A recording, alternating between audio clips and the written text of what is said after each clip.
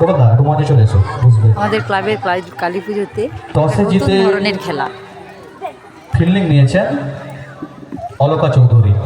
আমি স্টার্ট করতে বলে স্টার্ট করবে। Alka Chowdhury won the toss, choice two field first. দেখা যাক অলকা চৌধুরী প্রথম বলে মহিমা মাইতিকে কি করতে পারে বা দলের উইকেট ফেলতে পারেন কিনা সেটা দেখে নেব। স্টার্ট, বল শুরু। দেখা যাক প্রথম বল থেকে মহিমা মাইতি তার দলীয় ব্যাটসম্যান কি করতে পারে। খুব জোরে শট করেছিল, ফিল্ডিংও তৎপরতায় দলের জন্য একটি রান সেভ করলো, রান সংখ্যা 3 এলো কিন্তু। প্রথম বল থেকে মহিমা মাইতি স্কোর 3। ভালো প্রথম থেকে খেলে চলেছেন। দেখা যাক পরবর্তী বল। হ্যাঁ, বল আউট, খুব দারুণ বল।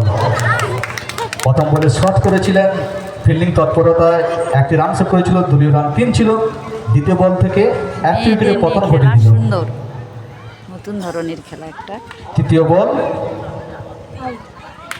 Miss fielding, 3 run. রান সংখ্যা বেড়ে দাঁড়ালো 6। পরবর্তী বল। হ্যাঁ, আবারও বল আউট।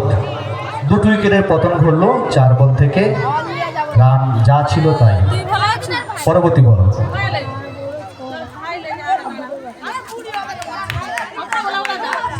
ওভারে পঞ্চম বল,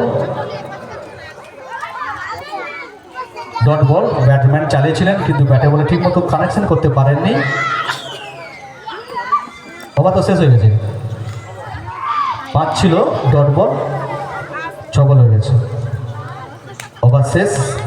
5 বল ছিল, শেষে তো ডট বল হলো। রান সংখ্যা 6, জিততে হলে 7 রান করতে হবে। ভালো করে শুনবে। 2 উইকেটে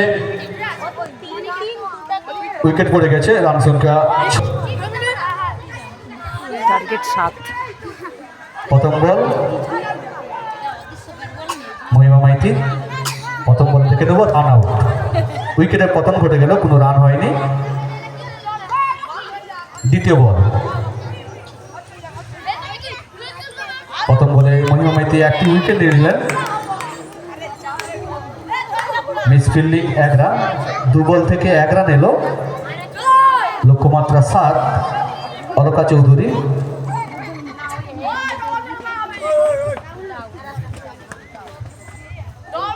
হ্যাঁ, আবার একটি উইকেটের পতন ঘটে গেল। এই জায়গায় মহিমা মাইতি খুব চাপে রেখেছে অলকা চৌধুরীকে।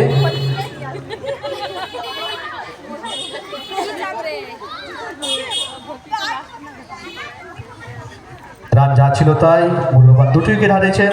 ওভারের চতুর্থতম বল, রান সংখ্যা 1। 4 বলে 2 হলো, আর 2 বল আছে।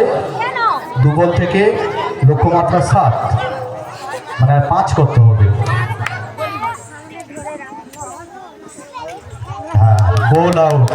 আবার একটি উইকেটের পতন ঘটে গেল, রান যা ছিল তাই। ওভারের শেষ বল। শেষ বলে হয় 4 করলে ম্যাচ টাই হবে, আর 6 যদি হয় তাহলে জয়লাভ করবে। 3 না, খুব কাছাকাছি গিয়েছেন কিন্তু। যদি 4 হতো তাহলে কিন্তু ম্যাচটা টাই হতো, কিন্তু 5। এক্ষেত্রে হেরে গেলেন অলকা চৌধুরী। কোয়ার্টার ফাইনাল ছাড়তে হতে পেল মহিমা মাইতি। খুব ভালো, কম রানের মধ্যে খুব ভালো কন্টেস্ট করেছে কিন্তু। জোরে হাততালি হবে। সুন্দর খেলা, মেয়েদের নিয়ে, শুধুমাত্র মেয়েদের নিয়ে।